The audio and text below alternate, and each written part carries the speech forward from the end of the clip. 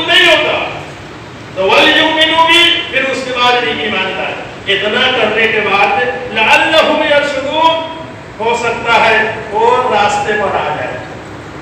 مگر آج ہم چاہتے ہیں، ہم احسان کرتے ہیں کہ 5 وقت کی نماز پڑھ لیا، نوافل پڑھ لیا، تراویح پڑھ لیا، تلاوت کر لیا، بس وہ کافی ہے۔ نہیں، کوئی بندہ اپنے اعمال کی وجہ سے کبھی بھی جنت میں نہیں جائے گا، بخشا نہیں جائے گا، مغفرت اس کی نہیں ہوگی جب تک اللہ کا کرم اور احسان اور رحم نہ ہو۔ حضرت فاطمہ رضی اللہ تعالیٰ عنہا کو جو لاڈلی بیٹی ہے حضور پاک صلی اللہ علیہ وسلم کی اور جنت کے عورتوں کی سردار ہے، ان کو نبی پاک صلی اللہ علیہ وسلم نے فرمایا اے فاطمہ یہ مت سوچنا کہ میں نبی کی بیٹی ہوں، آخر الزمان کی بیٹی ہوں، مجھے نہیں کچھ پوچھا جائے گا، ہر ایک کو اپنا اپنا سوال کا جواب دینا پڑے گا۔ تو پھر ہم اس خیر کے مدعی ہیں، اس لیے اس کو کرنا ہوگا۔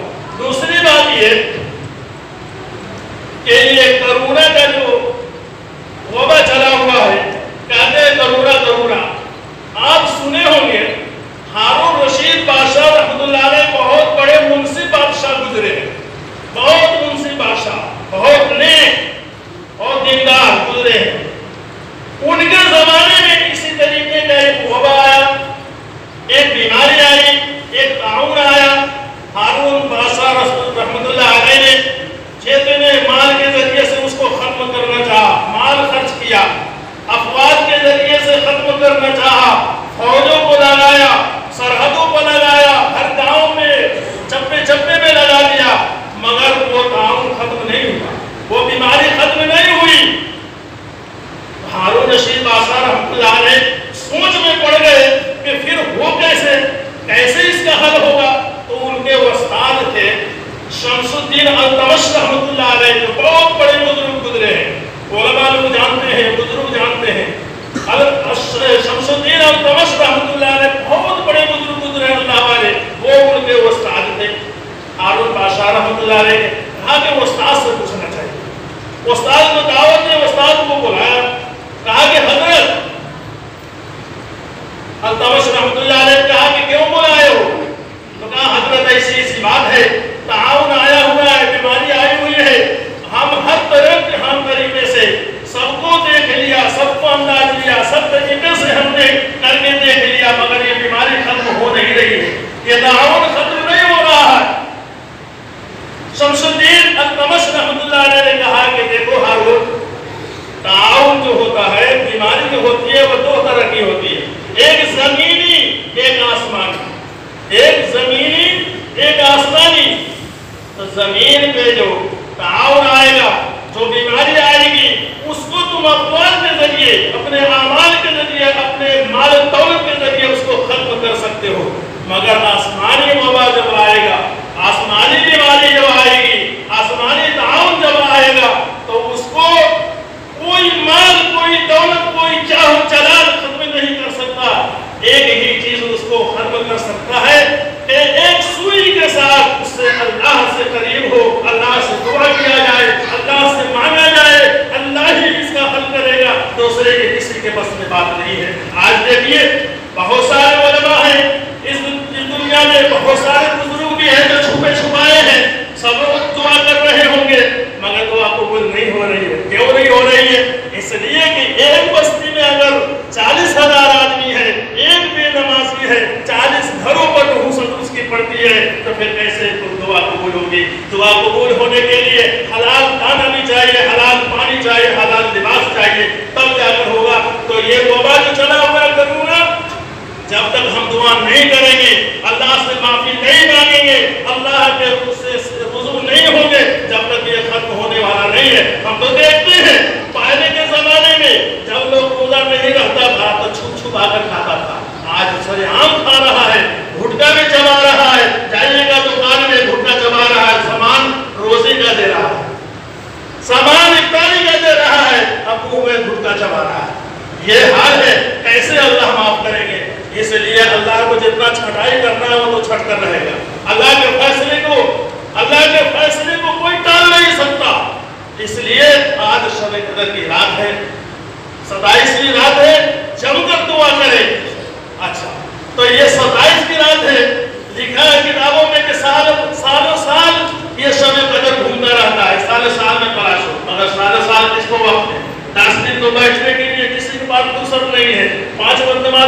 आने के लिए किसी के पास फुर्सत नहीं है। साल भर मस्जिद में बैठे कौन तलाशेगा शब कदर को? इतना न हो साल में एक मरतबा, इतना न हो महीना में, इतना न हो तो पूरे रमजान में तलाशो। पूरे रमजान में अगर नहीं हो तो रमजान के आखिर आशरा में तलाशो।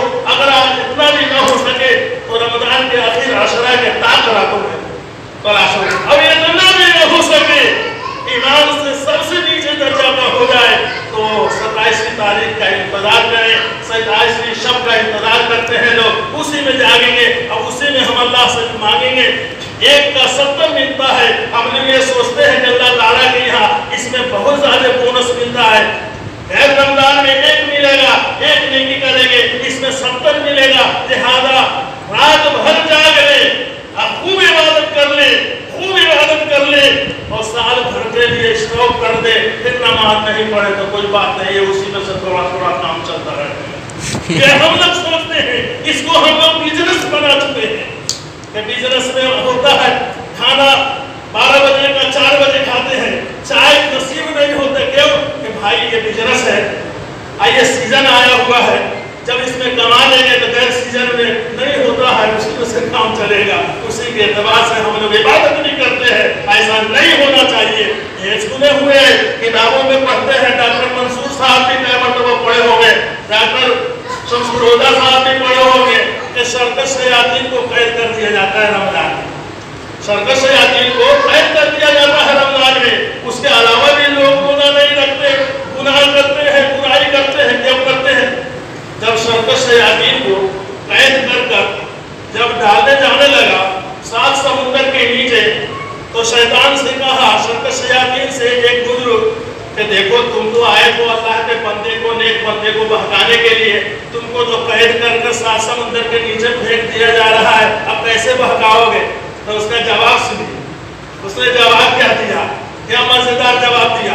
शैतान ने कहा कि भाई कोई बात नहीं, हमको घबराने की बात नहीं है कि 11 महीना हमारा है, एक ही महीना तो अल्लाह के बंदे का है, कितने कमाएंगे? हम 1 महीना में खत्म कर देंगे, है ना? तो ये ऐसी बात नहीं है। तो इस तरीके से अगर देखने में आता है, किताबों में लिखा है, जो गैर रमजान में जो शख्स जो गुनाह करता है, वही शख्स वही गुनाह रमजान में भी करता है। अगर गैर रमजान में जो शख्स नहीं करता है तो वो रमजान में भी नहीं करता है ना? इसलिए अल्लाह ने बनाया कि एक रमजान का महीना ये इंजन है, 11 महीना जो है वो डब्बा है। इंजन जैसे जैसे जाएगा वैसे ही डब्बा चलता पीछा चला जाएगा। तो हमको इंजन समझना चाहिए बिजनेस का, और सीजन का वक्त नहीं समझना चाहिए। तो आज 27वीं रात है, 27वीं की शब है। इसमें ज्यादा यकीन ये है कि शब कदर की रात आज हो सकती है, इनके साथ नहीं हो सकती है। क्यों? इसलिए कि इन्ना अंज़लनाहु फी लैलतिल क़द्र, ये सूरत जो नाज़िल हुई है ये शब कदर ही के लिए नाज़िल हुई है, उसी के बारे में नाज़िल हुई है ना? उसी के बारे में नाज़िल हुई है। पहले के लोगों की उम्र 900 साल, 900 बरस, 900 बरस, 500 बरस, 400 बरस, इस तरीके से उम्र हुआ करती थी। तो एक नेकी अगर करेंगे, और हमारी उम्र उम्मत मोहम्मदिया की उम्र 60 साल, 70 साल, 100 अगर तब गए तो फिर हर चीज से जवाब दे देते हैं, सब रिटायर हो जाते हैं, कुछ कर नहीं पाते। तो भारत 100 साल की भी अगर उम्र हुई, एक आदमी के 400 साल की उम्र है, तो एक नेकी करेंगे, फिर भी उसकी नेकी बढ़ जाएगी। सहाबा किराम मगमूम होकर बैठे हुए थे, तो अल्लाह ताला ऊपर से ये सूरत नाज़िल की, इन्ना अंज़लनाहु फी लैलतिल क़द्र वमा अदराका मा लैलतुल क़द्र, लैलतुल क़द्र खैरुम मिन अल्फ़ि शहर, कि एक शब कदर की रात अगर तुमको मिल गई तो 1000 महीनों से ज्यादा बेहतर होगा। अगर 10 एतकाफ किसी आदमी को मिल गया और 10 दिन में अगर एक शब कदर की रात मिल गई तो जोड़ लीजिए कितना 1000 साल की इबादत हो जाएगी। तो इसमें जो है उलमा ने फरमाया कि इस सूरत में लैलतुल क़द्र 3 जगह आया है। एक लैलतुल क़द्र में 9 हरफ है, तो 3 जगह हो गया तो कितना हो गया? 9 दिन का 27। लैलतुल क़द्र 3 जगह आया है, एक लैलतुल क़द्र में 9 हरफ है, तो 3 जगह में 9 दिन का 27।